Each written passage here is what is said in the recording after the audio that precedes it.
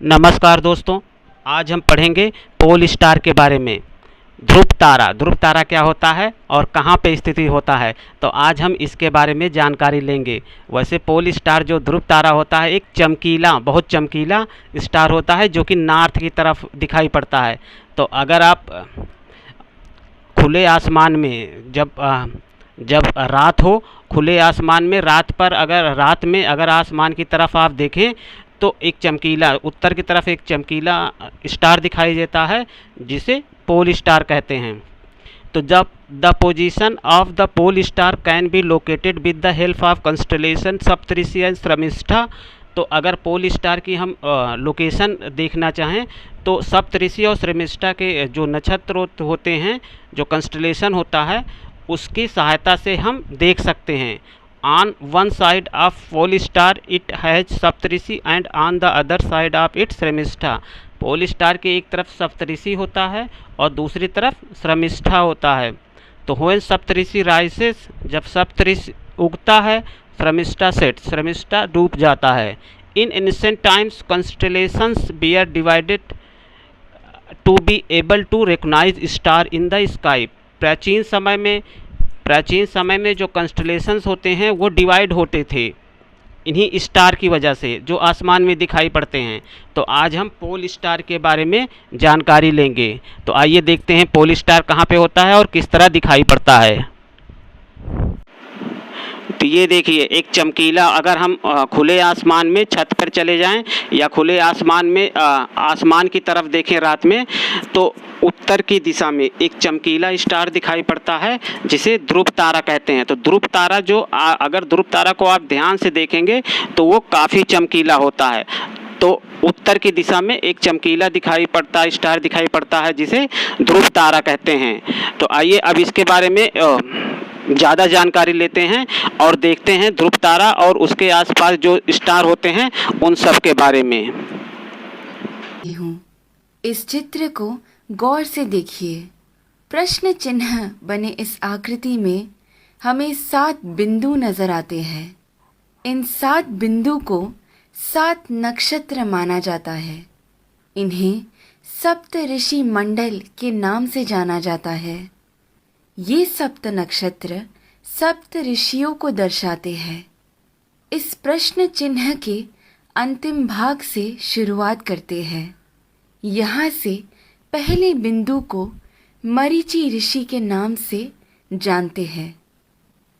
उसके बाद में जो बिंदु है वो कहलाते हैं ऋषि वशिष्ठा। ऋषि वशिष्ठा की बाईं ओर आपको एक छोटा बिंदु नजर आएगा। ये बिंदु ही है अरुंधति। ऋषि वशिष्ठा के बाद आते हैं ऋषि अंगीरसा, फिर आते हैं ऋषि अत्रि। फिर दाईं ओर की तरफ मुड़ते हुए जो बिंदु आता है वो है ऋषि पुलस्त्य। उसके बाद आते हैं ऋषि पुलह और फिर ऋषि क्रतु। ऋषि पुलह और क्रतु के अंतर को 5 गुना मिलाकर नीचे की तरफ आएंगे तो वहां बसे हैं ध्रुव नक्षत्र।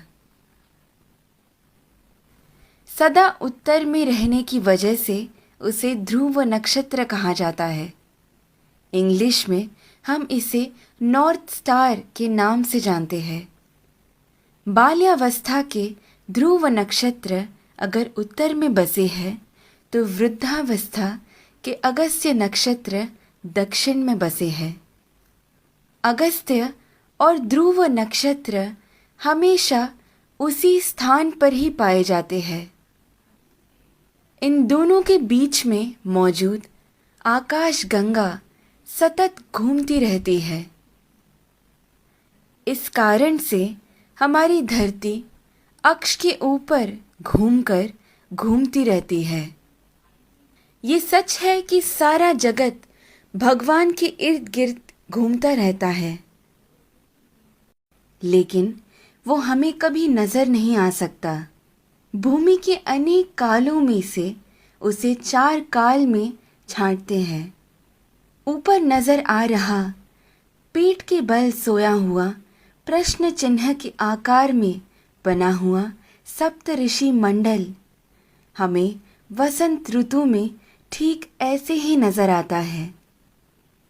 आगे बढ़ते हुए शिशिर ऋतु यानी ठंड के मौसम में हमें सप्तऋषि मंडल ऐसे नजर आता है। फिर शरद ऋतु में जब सारे पत्ते झड़ने लगते हैं तब सप्तऋषि मंडल हमें ऐसे पीठ के बल सोया हुआ प्रश्न चिन्ह के आकार में नजर आता है। और फिर ग्रीष्म ऋतु यानी गर्मी के मौसम में हमें सप्तऋषि मंडल ऐसे शीर्षासन कर रहे प्रश्न चिन्ह के आकृति में नजर आता है। चाहे जो भी हो, जब हम ये सारे प्रश्न चिन्हों को एक साथ में देखते हैं हमारे सामने एक विशेष आकृति हमें बनता हुआ नजर आता है। वही कहलाता है हमारा स्वस्तिक। स्वस्थ का मतलब है आरोग्यवान। स्वस्तिक का महत्व मेरे पिता मुझे हमेशा से बताते आए हैं, लेकिन हर क्षण प्रयोग में ला रहे इस स्वस्तिक का जन्म कहाँ से हुआ ये आज मेरे पिता द्वारा जाना, जो आप सभी में मैंने बांटना चाहा। ध्रुव नक्षत्र को देखते हुए हमें ये मालूम होता है कि हम पूरी जिंदगी जिस दिशा की ओर बहते जा रहे हैं वही है उत्तर दिशा। इसीलिए शायद हमारी भूमि पर भी दक्षिण में अधिक जल है और उत्तर की ओर अधिक ज़मीन है। इस विषय को इतनी सुंदरता से वीडियो के रूप में बनाकर आप सभी को समझाने का श्रेय जाता है मुक्ता जी को। धन्यवाद। तत्परा अहोरात्रा।